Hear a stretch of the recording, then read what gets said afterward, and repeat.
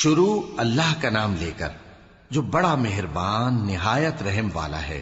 کاف ہا یا عین صاد، یہ تمہارے پروردگار کی مہربانی کا بیان ہے جو اس نے اپنے بندے زکریا پر کی تھی جب انہوں نے اپنے پروردگار کو دبی آواز سے پکارا اور کہا کہ اے میرے پروردگار، میری ہڈیاں بڑھاپے کے سبب کمزور ہو گئی ہیں اور سر سفید بالوں کی وجہ سے چمکنے لگا ہے، اور اے میرے پروردگار، میں تجھ سے مانگ کر کبھی محروم نہیں رہا، اور میں اپنے بعد اپنے بھائی بندوں سے ڈرتا ہوں، اور میری بیوی بانجھ ہے، پھر بھی مجھے اپنے پاس سے ایک وارث عطا فرما جو میری اور اولاد یعقوب کی میراث کا مالک ہو، اور اے میرے پروردگار اس کو خوش اخلاق بنائیو۔ فرمایا اے زکریا، ہم تم کو ایک لڑکے کی بشارت دیتے ہیں جس کا نام یحییٰ ہوگا، اس سے پہلے ہم نے اس نام کا کوئی شخص پیدا نہیں کیا۔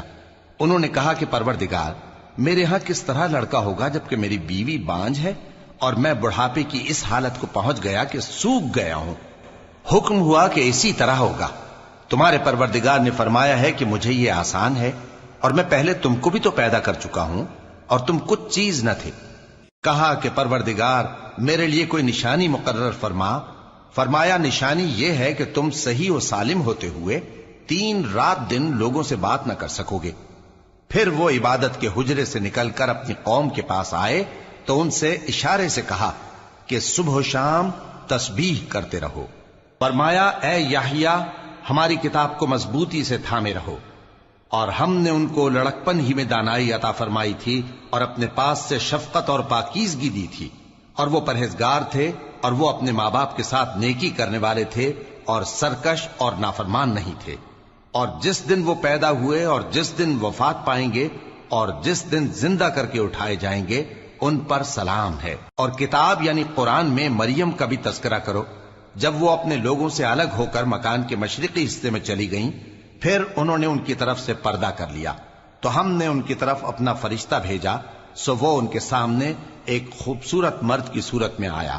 مریم بولی کہ اگر تم پرہیزگار ہو تو میں تم سے بچنے کے لیے رحمان کی پناہ لیتی ہوں۔ فرشتے نے کہا کہ میں تو تمہارے پروردگار کا بھیجا ہوا یعنی فرشتہ ہوں، اور اس لیے آیا ہوں کہ تمہیں پاکیزہ لڑکا بخشوں۔ مریم نے کہا کہ میرے ہاں لڑکا کیوں کر ہوگا جبکہ مجھے کسی مرد نے بطور شوہر چھوا تک نہیں اور میں بدکار بھی نہیں ہوں۔ فرشتے نے کہا کہ یوں ہی ہوگا، تمہارے پروردگار نے فرمایا کہ یہ مجھے آسان ہے اور میں اسے اسی طریق پر پیدا کروں گا تاکہ اس کو ہم لوگوں کے لیے اپنی طرف سے نشانی اور ذریعہ رحمت بنائیں، اور یہ کام مقرر ہو چکا ہے۔ چنانچہ وہ اس بچے کے ساتھ حاملہ ہو گئیں اور اسے لے کر ایک دور جگہ چلی گئیں۔ پھر درد ذہ ان کو کھجور کے تنے کی طرف لے آیا، کہنے لگیں کہ کاش میں اس سے پہلے مر چکتی اور بھولی بسری ہو گئی ہوتی۔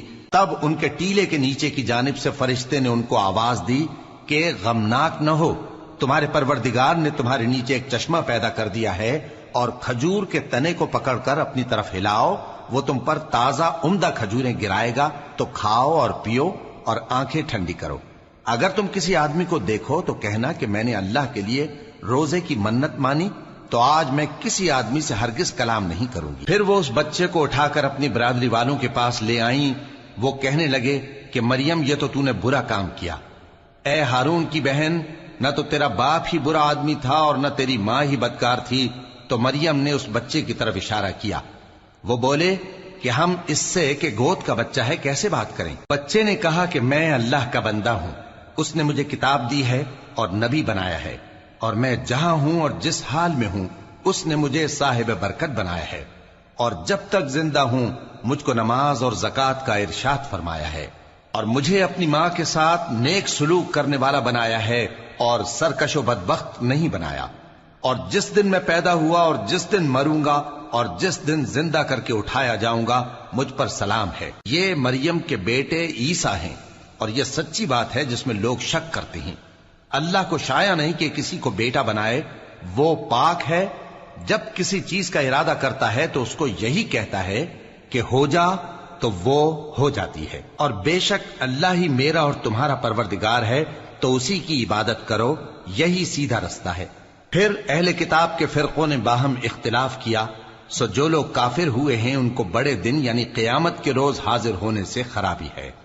وہ جس دن ہمارے سامنے آئیں گے کیسے سننے والے اور کیسے دیکھنے والے ہوں گے، مگر ظالم آج کھلی گمراہی میں ہیں، اور ان کو حسرت و افسوس کے دن سے ڈرا دو جب بات فیصل کر دی جائے گی اور وہ غفلت میں پڑے ہوئے ہیں اور ایمان نہیں لاتے۔ ہم ہی زمین کے اور جو لوگ اس پر بستے ہیں ان کے وارث ہوں گے، اور ہماری ہی طرف ان کو لوٹنا ہوگا۔ اور کتاب میں ابراہیم کا ذکر کرو، بے شک وہ نہایت سچے تھے، پیغمبر تھے۔ جب انہوں نے اپنے باپ سے کہا کہ ابا، آپ ایسی چیزوں کو کیوں پوچھتے ہیں جو نہ سنیں اور نہ دیکھیں اور نہ آپ کے کچھ کام آ سکیں؟ ابا، مجھے ایسا علم ملا ہے جو آپ کو نہیں ملا، تو میرے ساتھ ہو جائیے، میں آپ کو سیدھی راہ پر لے چلوں گا۔ ابا، شیطان کی پوجا نہ کیجیے، بے شک شیطان اللہ کا نافرمان ہے۔ ابا، مجھے ڈر لگتا ہے کہ آپ کو اللہ کا عذاب آ پکڑے تو آپ شیطان کے ساتھی ہو جائیں۔ اس نے کہا کہ ابراہیم، کیا تو میرے معبودوں کے خلاف ہے؟ اگر تو باز نہ آئے گا تو میں تجھے سنسار کر دوں گا اور تو ہمیشہ کے لیے مجھ سے دور ہو جا۔ ابراہیم نے سلام علیکم کہا اور کہا کہ میں آپ کے لیے اپنے پروردگار سے بخشش مانگوں گا، بے شک وہ مجھ پر نہایت مہربان ہے، اور میں آپ لوگوں سے اور جن کو آپ اللہ کے سوا پکارا کرتے ہیں ان سے کنارہ کرتا ہوں اور اپنے پروردگار ہی کو پکاروں گا۔ امید ہے کہ میں اپنے پروردگار کو پکار کر محروم نہیں رہوں گا۔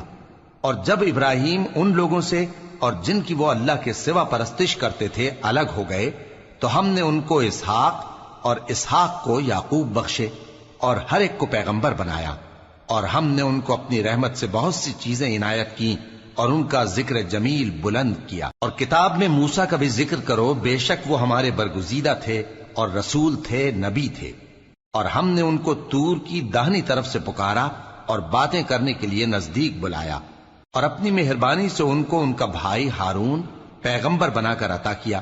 اور کتاب میں اسماعیل کا بھی ذکر کرو، وہ وعدے کے سچے اور رسول تھے، نبی تھے، اور وہ اپنے گھر والوں کو نماز اور زکوٰۃ کا حکم کرتے تھے اور اپنے پروردگار کے ہاں پسندیدہ تھے۔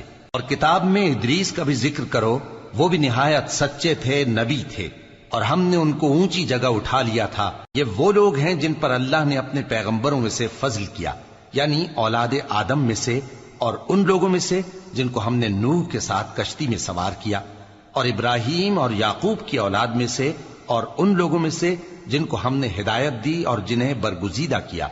جب ان کے سامنے ہماری آیتیں پڑھی جاتی تھیں تو سجدے میں گر پڑتے اور روتے رہتے تھے۔ پھر ان کے بعد چند ناخلف ان کے جانشین ہوئے جنہوں نے نماز کو ضائع کر دیا اور خواہشات نفسانی کے پیچھے لگ گئے، سو ان قریب ان کو گمراہی کی سزا ملے گی۔ ہاں، جس نے توبہ کی اور ایمان لایا اور عمل نیک کیے تو ایسے لوگ بہشت میں داخل ہوں گے اور ان کا ذرا نقصان نہ کیا جائے گا، یعنی ہمیشہ کی بہشتوں میں جس کا اللہ نے اپنے بندوں سے وعدہ کیا ہے کہ جو ان کی آنکھوں سے پوشیدہ ہے۔ بے شک اس کا وعدہ نیکوکاروں کے سامنے آنے والا ہے، وہ اس میں سلام کے سوا کوئی بےہودہ کلام نہ سنیں گے اور ان کو صبح و شام کھانا ملے گا۔ یہی وہ جنت ہے جس کا ہم اپنے بندوں میں سے ایسے شخص کو مالک بنائیں گے جو پرہیزگار ہوگا۔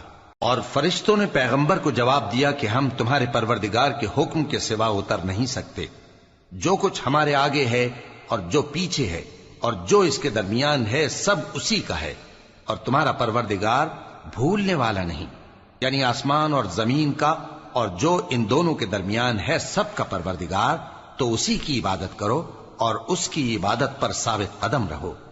بھلا تم کوئی اس کا ہم نام جانتے ہو؟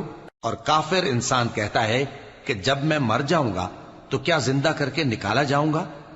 کیا ایسا انسان یاد نہیں کرتا کہ ہم نے اس کو پہلے بھی تو پیدا کیا تھا جبکہ وہ کچھ بھی چیز نہ تھا؟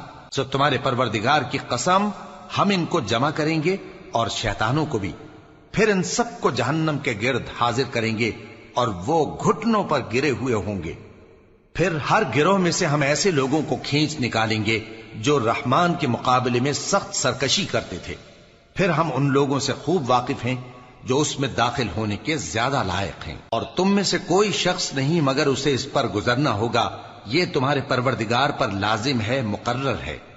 پھر ہم پرہیزگاروں کو نجات دیں گے اور ظالموں کو اس میں گھٹنوں کے بل پڑا ہوا چھوڑ دیں گے۔ اور جب ان لوگوں کے سامنے ہماری آیتیں پڑھی جاتی ہیں تو جو کافر ہیں وہ مومنوں سے کہتے ہیں کہ دونوں فریق میں سے مکان کس کے اچھے اور مجلسیں کس کی بہتر ہیں، اور ہم نے ان سے پہلے بہت سی امتیں ہلاک کر دیں وہ لوگ ان سے ٹھاٹ باٹ اور نمود و نمائش میں کہیں اچھے تھے۔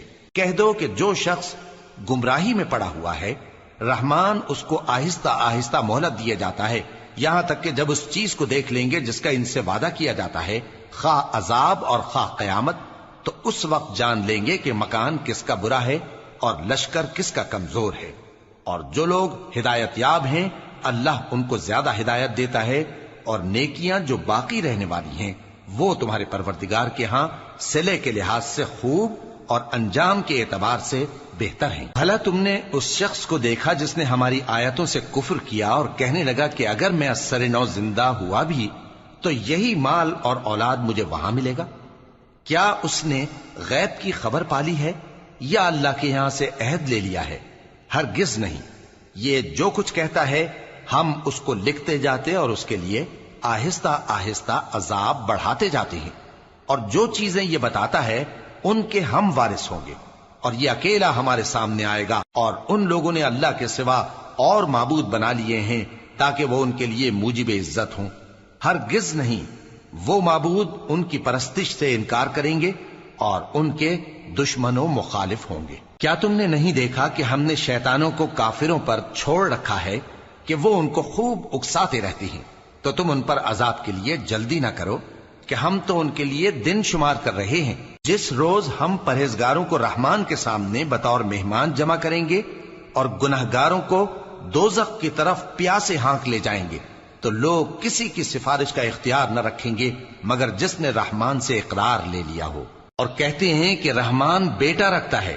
ایسا کہنے والوں، یہ تو تم بری بات زبان پر لاتے ہو۔ قریب ہے کہ اس جھوٹ سے آسمان پھٹ پڑے اور زمین شق ہو جائے اور پہاڑ پارا پارا ہو کر گر پڑیں کہ انہوں نے رحمان کے لیے بیٹا تجویز کیا، اور رحمان کو شایع نہیں کہ کسی کو بیٹا بنائے۔ ہر شخص جو آسمانوں اور زمین میں ہے رحمان کے روبرو بطور بندہ ہی آئے گا۔ اس نے ان سب کو اپنے علم سے گھیر رکھا اور ایک ایک کو شمار کر رکھا ہے، اور یہ سب قیامت کے دن اس کے سامنے اکیلے اکیلے حاضر ہوں گے۔ اور جو لوگ ایمان لائے اور عمل نیک کیے، رحمان ان کی محبت مخلوقات کے دل میں پیدا کر دے گا۔ اے پیغمبر صلی اللہ علیہ وآلہ وسلم، ہم نے یہ قرآن تمہاری زبان میں آسان بنا کر نازل کیا ہے تاکہ تم اس سے پرہیزگاروں کو خوشخبری پہنچا دو اور جھگڑالوؤں کو ڈر سنا دو، اور ہم نے ان سے پہلے بہت سے گروہوں کو ہلاک کر دیا ہے۔ بھلا تم ان میں سے کسی کو دیکھتے ہو یا کہیں ان کی بھنک سنتے ہو؟